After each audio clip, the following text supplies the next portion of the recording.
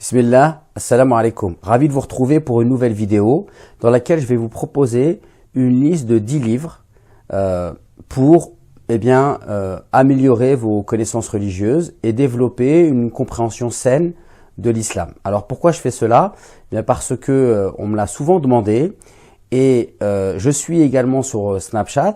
D'ailleurs, je vous invite à me rejoindre sur Snapchat. Je snap tous les jours. Il y a des rappels. Et donc sur Snapchat, on m'a souvent demandé récemment de faire donc une liste. Donc je vous propose cette liste exhaustive de 10 livres. Donc l'objectif, c'est de vous faire découvrir des auteurs différents, mais aussi d'aborder différents aspects de l'islam avec une approche globalisante. On essaie d'aborder un peu tous les aspects de l'islam, même si bien évidemment, on ne peut pas réduire l'islam à 10 livres, vous l'avez bien compris. Quels sont les critères qui m'ont poussé à choisir les livres que je vous présente? Le premier critère, c'est l'accessibilité. Ce sont des livres accessibles et ce sont des livres dans lesquels l'auteur a voulu populariser le savoir, le vulgariser. Deuxième chose, ce sont des livres qui ne relèvent pas de questions polémiques en fait. Ils viennent vraiment présenter des choses essentielles et fondamentales de l'islam. Et enfin, l'autre critère, c'est qu'il y a un réel apport en termes de style et de personnalité de l'auteur qui fait que ce livre-là, on pourra en trouver d'autres, mais il se distingue des autres par, on va dire, la qualité qu'on va trouver dans le livre qui a été donc insufflé par l'auteur. Alors le premier livre que je vous propose est un livre d'un savant contemporain qui s'appelle Cheikh Dr Youssouf Al-Qaradawi, donc qui a une renommée internationale. Donc comme je vous le disais, les livres choisis ne sont pas des livres écrits qui abordent des sujets polémiques. Et dans ce livre, Dr Youssouf Al-Qaradawi, qu'Allah le préserve, livre qui s'intitule La foi et la vie, eh bien, va aborder le concept de foi en islam. Et on peut dire qu'il a excellé dans la manière de le présenter la foi à travers les versets du Coran, à travers les différents aspects de ce concept. Et finalement, ce n'est pas un livre académique, mais c'est vraiment un livre qui vient avec des connaissances, des fondations pour vraiment mieux appréhender le concept de foi en islam et finalement nous permettre d'évoluer dans notre foi. Le tout dans un style très accessible, une grande pédagogie, beaucoup d'exemples, très bien illustrés en termes d'exemples, etc. Avec un vocabulaire accessible, mais aussi enrichissant, on y apprend beaucoup de choses. Donc voilà vraiment le premier livre que je vous conseille. Le deuxième livre que je vous conseille, c'était d'un savant ancien qui s'appelle Abu Hamid al-Ghazali. Ai-je besoin de le présenter? Donc Abu Hamid al-Ghazali a écrit un ouvrage qui s'appelle Ihya Ulum ad-Din, après une longue retraite spirituelle, revivification de la science religieuse. Donc c'est un livre qui aborde la question de la spiritualité. C'est un livre de référence. Et ce livre-là, certains lui ont considéré qu'il avait un défaut, c'est qu'il y avait des textes apocryphes. Et donc il va être repris par plusieurs savants, dont le célèbre juriste Ibn Qudama al-Maqdisi, al-Hanbali, qui va reprendre ce livre et qui va en faire un résumé. Et il a été remarquablement traduit en français aux éditions Iqra. Et donc, je vous propose ce livre qui va aborder différentes questions. D'accord, on peut y retrouver la question des stations spirituelles, la question du dhikr, la question de l'invocation, la question des adorations, mais avec une explication qui ne relève pas de la jurisprudence, mais plutôt le sens et le symbole derrière les adorations. Donc c'est un livre vraiment très très riche qui comporte une multitude de trésors, qui a été résumé, revu et corrigé donc par Ibn Qudama al-Maqdisi, et je vous invite vraiment à la voir et à en faire une de vos références. Un autre livre que je vous propose, c'est encore un autre livre de Dr Youssouf Al-Qaradawi. Alors, pourquoi je présente cet ouvrage? Je présente cet ouvrage parce que je le trouve vraiment, les deux ouvrages de Al-Qaradawi que je vous présente dans cette liste, ce sera les seuls. Il n'est pas question ici de présenter 10 livres du même auteur, ça n'aurait pas de sens. Mais parce que vraiment, ces deux livres de Al-Qaradawi, déjà, personne ne pourrait, on va dire, critiquer ces ouvrages, tant ils parlent de l'âme et de la profondeur de l'islam et de ses fondements qui sont indiscutables. Alors on avait la foi et la vie, et là on a l'adoration en islam. Et donc finalement c'est un peu les 5 piliers qui sont présentés dans ce livre, mais ils ne sont pas présentés d'un point de vue juridique, mais plus d'un point de vue spirituel et d'un point de vue des finalités.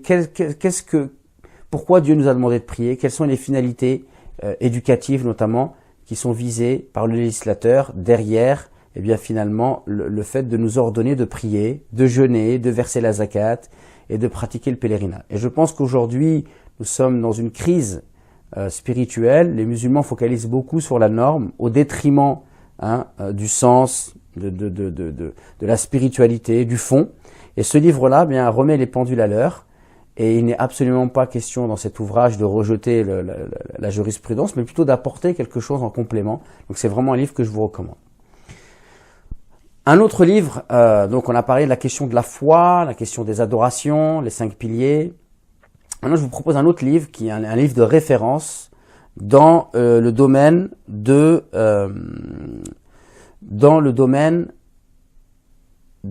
la biographie du prophète alayhi salatu wassalam. Donc c'est un livre unique en son genre, car généralement les livres de biographie abordent la biographie du prophète à travers le prisme de l'histoire. C'est-à-dire on va voir à quel moment il est né, quand est-ce qu'il est décédé, quel moment il reçoit la révélation, la période mécoise, les migrations, la période médinoise, et ainsi de suite. Et là en fait le livre de Al-Qadi Iyad qui s'appelle Al-Shifa bi ta'rif huquq al-Mustafa, donc la guérison par la connaissance des droits du messager, de l'élu. Al-Qadi Iyad est un savant marocain ancien et donc c'est un livre de référence dans la mesure où il a compilé un livre non pas en suivant sur la personnalité du messager d'Allah sallallahu alayhi wa sallam, non pas en suivant le prisme de l'histoire, mais plutôt en abordant des parties, c'est-à-dire par exemple Al-Shama'il al-Muhammadiyya, c'est-à-dire les explications laudatives, qu'est-ce qui fait que le prophète est si exceptionnel, son éthique, sa moralité, ses miracles, la question de l'infaillibilité, le fait que le prophète soit infaillible, qu'est-ce que cela signifie, les droits du prophète sur nous. Donc il y a plusieurs grands chapitres comme ça, et vraiment ça me paraît être un livre vraiment de référence pour toute personne qui aime le messager d'Allah sallallahu alayhi wa sallam. On a la chance de l'avoir traduit en français, avec une traduction honorable aux éditions universelles. Alors, maintenant on va passer dans un autre domaine, avec une édition que je salue d'ailleurs, qui fait un gros travail, des livres de grande qualité. C'est un livre d'un savant contemporain qui s'appelle Taha Jabir Al-Alwani, et c'est sur la question de la divergence d'opinion. Donc, comment appréhender la divergence d'opinion dans le domaine juridique? Ça s'appelle Islam, conflit d'opinion pour une éthique du désaccord.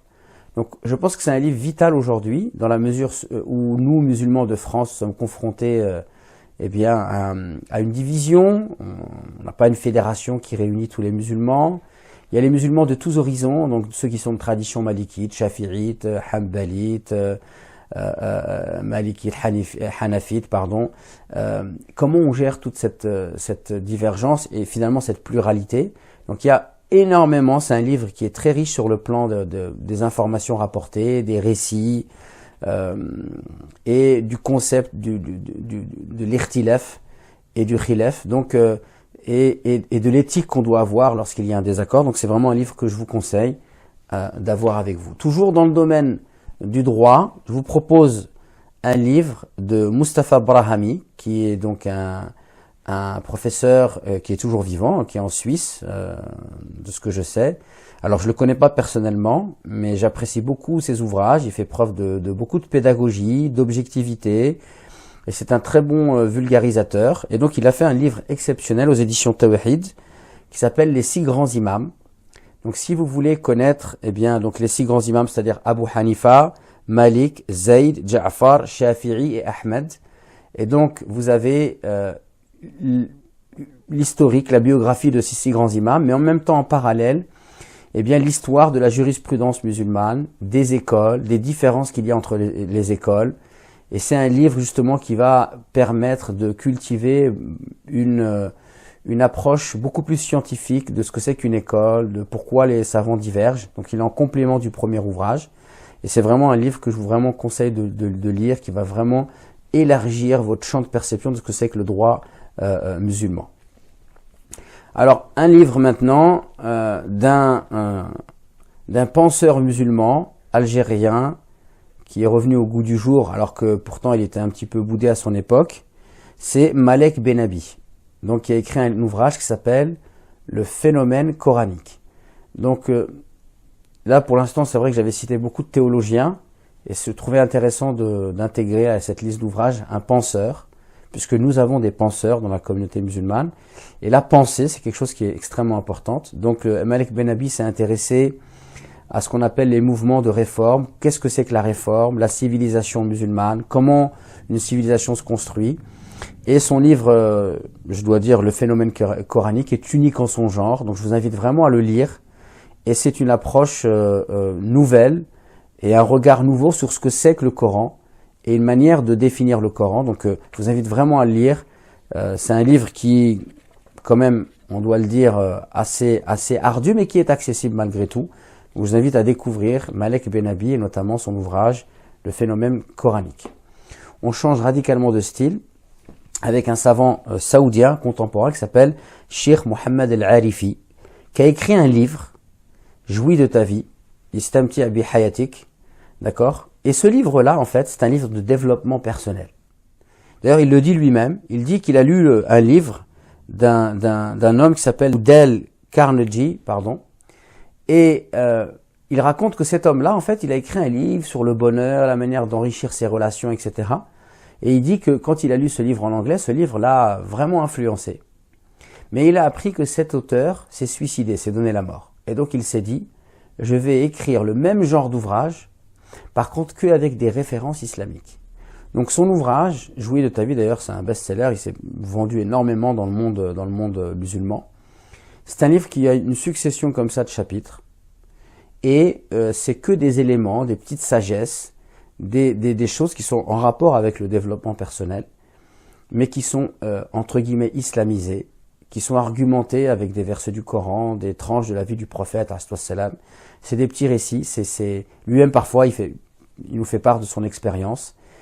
Comment motiver, comment être bien dans sa vie, comment être bien dans sa peau, comment vivre en harmonie avec les autres, comment vivre la vie qu'on a envie de vivre, etc. Autant de questions que Mohammed Al-Arifi nous propose d'aborder dans son ouvrage, vraiment que je vous conseille. Ça se lit comme du petit lait, c'est très facile à lire. Vous allez en tirer plein de récits que vous allez voir partager autour de vous. D'ailleurs, c'est un livre très connu, peut-être que vous le connaissiez déjà. Mais en tout cas, Jouis de ta vie, c'est un livre incontournable pour nous aujourd'hui. Maintenant, je vous propose un autre livre d'un savant décédé, rahimahullah, Mohammed Al-Ghazali. Donc on avait parlé de Abu Hamid Al-Ghazali, mais là on parle de Mohammed Al-Ghazali, l'Égyptien, qui est mort dans les années 90, je crois. Donc qui a écrit un livre remarquable qui s'appelle L'éthique du musulman. Donc la notion d'éthique, Al-Khuluq, donc est abordée dans cet ouvrage. C'est un ouvrage finalement qui est essentiel puisqu'il nous montre bien quelque part la finalité de l'islam, dans la mesure où le prophète a dit « Je n'ai été envoyé que pour parfaire la moralité et les nobles caractères des gens ». Et là en fait, les nobles caractères ils sont exposés. La véracité, la générosité, la modestie, et ainsi de suite. Donc c'est vraiment un livre de référence, très bien écrit, très bien argumenté, beaucoup de hadiths du prophète, beaucoup de versets du Coran, une introduction exceptionnelle sur la place de l'éthique en islam, comme quoi elle est centrale et comme hélas on a tendance à la négliger, et avec aussi une approche un peu plus approfondie de la notion d'éthique en islam, parce qu'on a tendance à aborder l'éthique comme étant le simple comportement, alors qu'avant d'être un comportement, c'est d'abord quelque chose qui est à l'intérieur de nous, une caractéristique. C'est pour ça d'ailleurs qu'il est dit que l'éthique est l'esthétique de l'intérieur. Et enfin, je vous propose un dernier ouvrage sur un sujet aujourd'hui qui est devenu souvent soulevé par les musulmans, qui est la question du mariage. Donc encore aux éditions Al-Qalam. Donc ce sont deux musulmans américains, c'est un couple je crois, Dr Ekram et Dr Mohammed Rida El-Béchir, qui ont écrit le livre. Ça s'appelle Le guide du mariage heureux en islam. Ça va de comment choisir son conjoint à comment gérer les conflits, etc. Donc c'est vraiment tout. Tous les aspects du mariage qui sont abordés par des gens qui ont une très bonne culture islamique, en plus d'avoir fait des formations en psychologie, en développement personnel. Donc il y a un certain nombre une approche assez pragmatique que moi j'aime beaucoup et que je vous engage à découvrir en parcourant cet ouvrage, Le guide du mariage heureux en islam. Barakallahu fikum.